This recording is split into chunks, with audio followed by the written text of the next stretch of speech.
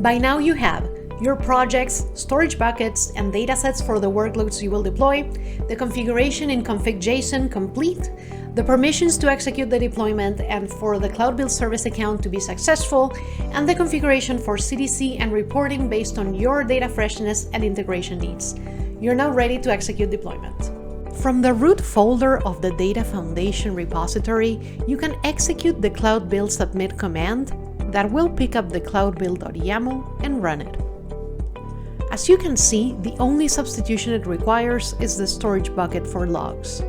Everything else is picked up from the config.json file we prepared earlier. You will find this command in the documentation, and we can now go check the progress in Cloud Build. You will see the parent build has all these steps, which are the same steps defined in the cloudbuild.yaml file. The first step will run a validation of existing infrastructure, configuration, and permissions. If everything goes well, each specific step will trigger additional steps. If you want to easily locate those children steps, you will find the links to its logs in the parent log. You will see the parent build tag with the Cortex tag and the children build in the console too.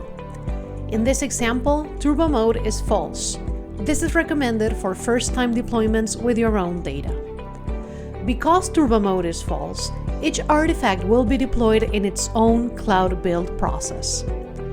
These smaller builds that are taking seconds are deploying one viewer table with a DAG each. If turbo mode is true, BigQuery artifacts will be grouped into a single build. Depending on the value for turbo mode, the amount of data to be processed initially, and the workloads you have chosen, the deployment may take as little as 10 minutes to multiple hours. If everything worked well, you should see all steps in green in the parent. If something didn't go well, you should be able to spot the task that is causing the error. For example, in this case, a field is expected but missing from the replicated dataset. Most of the times, you can easily solve this by commenting this field out and starting the deployment again. Copying and pasting the failed query into BigQuery will help you weed out any fields that are not present in your source system. You can then replicate these changes back in the deployer code to execute the deployment again. Just like with any other customization, remember to create your own fork or branch in your repository of choice so you can easily merge new upgrades from the Cortex Data Foundation with your changes.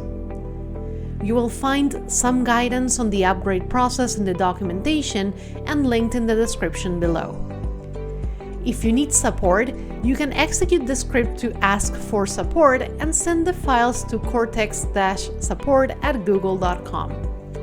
After a successful deployment, you will see the views and tables created in BigQuery and the DAG files in the target bucket ready for you to move them into Cloud Composer. As a next step, you can check the Looker templates for your workloads or the sample and overview views to build your own reports and dashboards in your reporting tool of choice. You will find more exciting offerings that work on top of Cortex Data Foundation, like the application layer, in the links in the description.